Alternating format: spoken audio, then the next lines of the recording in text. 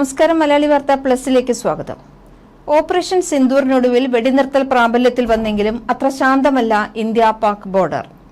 അതിർത്തി കടന്നുള്ള പാകിസ്ഥാന്റെ സാഹസങ്ങളാണ് പലപ്പോഴും നിയന്ത്രണ രേഖയെ സംഘർഷഭരിതമാക്കുന്നത്. ഡ്രോണുകളാണ് ഇപ്പോഴത്തെ വില്ലൻ. നിരന്തരമായി ഇന്ത്യൻ അതിർത്തിയിൽ പാകിസ്ഥാൻ ഡ്രോണുകൾ പറത്തുന്നു. കഴിഞ്ഞ ഏതാനും ദിവസങ്ങളായി ജമ്മു കാശ്മീരിലെ പൂഞ്ച്, സാംബ സെക്ടറുകളിൽ പാക് ഡ്രോണുകൾ ഇരമ്പുകയാണ്. ലൈറ്റുകൾ തെളിച്ച് താഴ്ന്നു പറക്കുന്ന മിന്നാമിനുങ്ങുകളെ അനുസ്മരിപ്പിക്കുന്ന ഇവ ചാവേർ ഡ്രോണുകളല്ല എന്നാണ് പ്രതിരോധ വിദഗ്ധർ പറയുന്നത്. എന്തായാലും ഇന്ത്യൻ സൈന്യം അതീവ ജാഗ്രതയിൽ തന്നെ.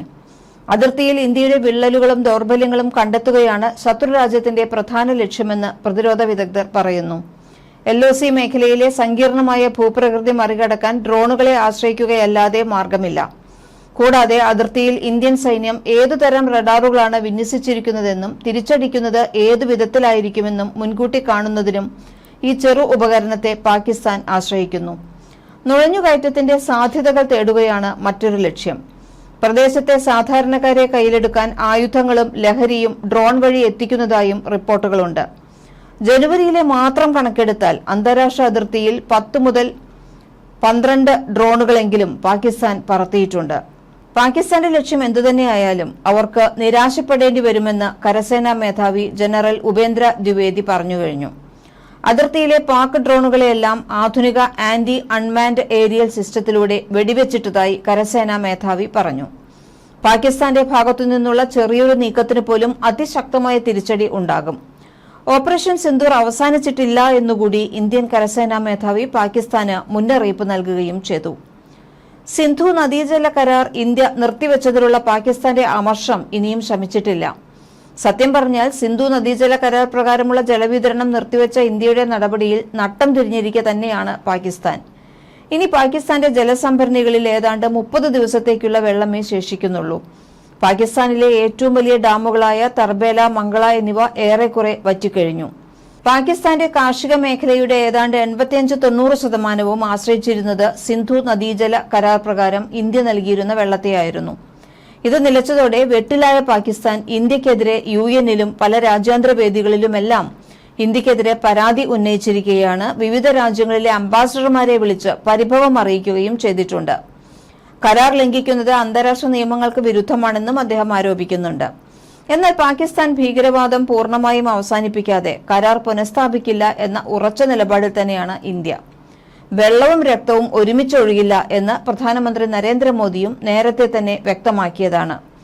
അതിർത്തി കടന്നുള്ള ഭീകരവാദത്തെ പാകിസ്ഥാൻ അവസാനിപ്പിക്കാൻ ഉറച്ച നടപടികൾ സ്വീകരിച്ചാൽ മാത്രമേ കരാർ പുനഃസ്ഥാപിക്കാനാകൂവെന്ന് ഇന്ത്യ വ്യക്തമാക്കി.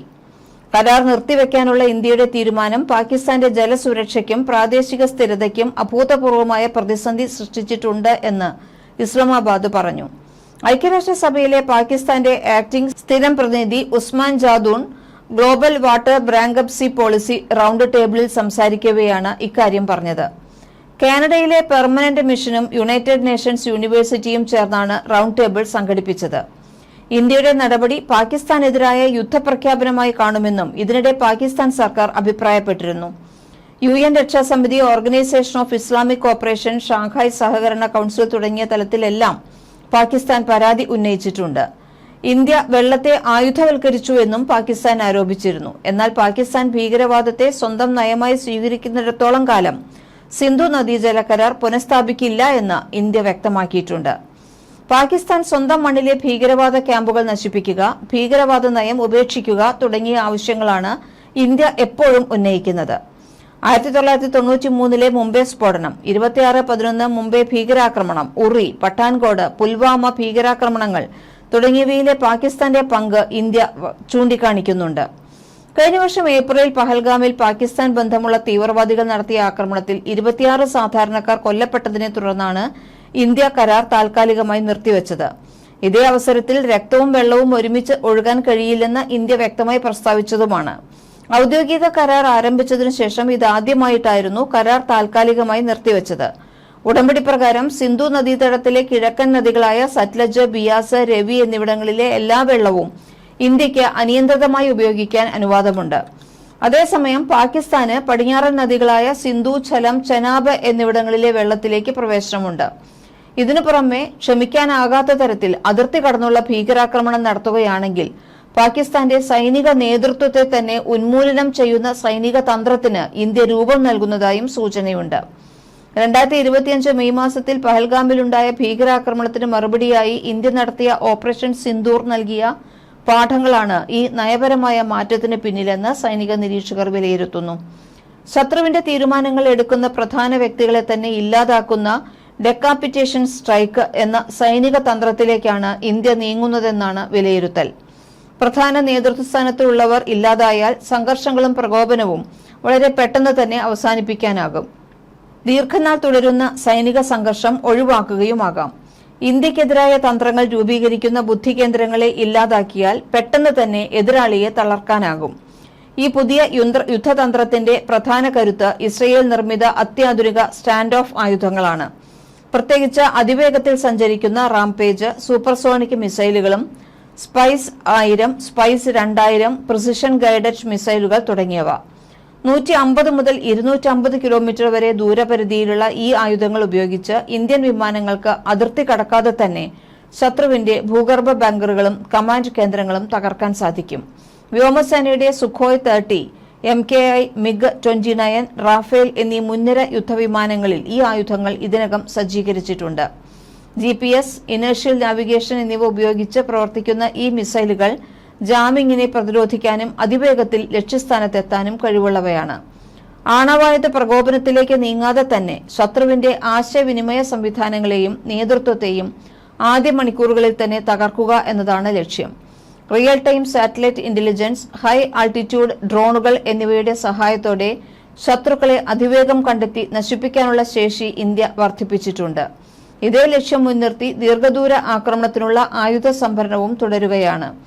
പ്രതിരോധത്തിൽ നിന്നുള്ള മാറ്റം മുൻകാലങ്ങളിൽ നടത്തിയിരുന്ന പ്രതീകാത്മകമായ തിരിച്ചടികളിൽ നിന്ന് വ്യത്യസ്തമായി ശത്രുവിന് കനത്ത ആഘാതം നൽകുന്ന രീതിയിലേക്കാണ് ഇന്ത്യയുടെ മാറ്റം. 2026ഓടെ 1000-ലധികം പ്രിസിഷൻ ഗൈഡഡ് ആയുധങ്ങൾ അടിയന്തരമായി വാങ്ങാൻ സർക്കാർ നടപടി സ്വീകരിച്ചിട്ടുണ്ട്. ശത്രുരാജ്യത്തെ സൈനിക നേതൃത്വത്തിന് വ്യക്തിപരമായ നഷ്ടങ്ങൾ ഉണ്ടാക്കുമെന്ന മുന്നറിയിപ്പ് നൽകുന്നതിലൂടെ ഭീകരവാദത്തിന് പ്രോത്സാഹനം നൽകുന്നതിൽ നിന്ന് അവരെ പിന്തിരിപ്പിക്കാനാണ് ഇന്ത്യ ലക്ഷ്യമിടുന്നത്. നേരത്തെ തന്നെ US വിവിധ യുദ്ധങ്ങളിലും മിഡിൽ ഈസ്റ്റിൽ ഇസ്രയേൽ നടപ്പാക്കി വരുന്ന സൈനിക തന്ത്രമാണ് ഇത്. ഒക്ടോബർ 7 ഭീകരാക്രമണത്തിന് പിന്നാലെ ഹമാസ്, ഹിസ്ബുള്ള എന്നീ സായുധ സംഘടനകളുടെ നേതൃത്വത്തെ ഇസ്രയേൽ ഇല്ലാതാക്കിയിരുന്നു. ഇതേ തന്ത്രമാണോ ഇന്ത്യ നടപ്പാക്കുക എന്നത് വ്യക്തമല്ല, എങ്കിലും സമാനതകൾ ഏറെയുണ്ടാകും. ഡെക്കാപ്പിറ്റേഷൻ സ്ട്രൈക്കിന് കൃത്യമായ ഇന്റലിജൻസ് വിവരങ്ങൾ വേണ്ടിവരും. ഇക്കാര്യത്തിൽ പല രാജ്യങ്ങൾക്കും വ്യത്യസ്ത രീതികളാണ് ഉള്ളത്. US ആകട്ടെ പലപ്പോഴും പ്രഡേറ്റർ ഡ്രോണുകൾ ഉപയോഗിച്ചാണ് ശത്രുവിനെ വളരെ ദൂരെ നിന്ന് കൃത്യതയാർന്ന മിസൈൽ ഉപയോഗിച്ച് വധിക്കുന്നത്. ഇസ്രായേൽ ആകട്ടെ അവർ ലക്ഷ്യമിടുന്ന ആളുള്ള സ്ഥലം പൂർണ്ണമായും തകർക്കുകയാണ് ചെയ്യുക. ഇന്ത്യയുടെ പക്കൽ അതിവേഗത്തിൽ സഞ്ചരിക്കുന്ന ബ്രഹ്മോസ് ഉൾപ്പെടെയുള്ള ക്രൂസ് മിസൈലുകളുണ്ട്. ഇവയെ പ്രതിരോധിക്കുക അസാധ്യം തന്നെയാണ്. ഇവ ഉപയോഗിച്ചാണ് ഇന്ത്യ ഓപ്പറേഷൻ സിന്ദൂരിൽ പാകിസ്ഥാനിൽ കനത്ത നാശം വിതച്ചത്.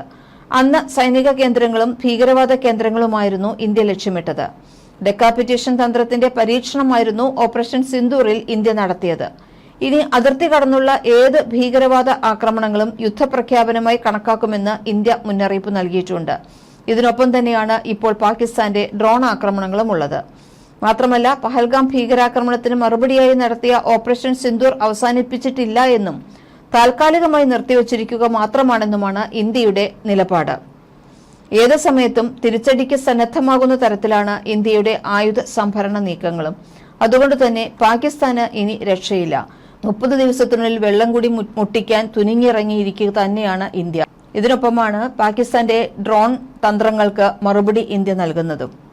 മലയാളി വാർത്ത പ്ലസ്.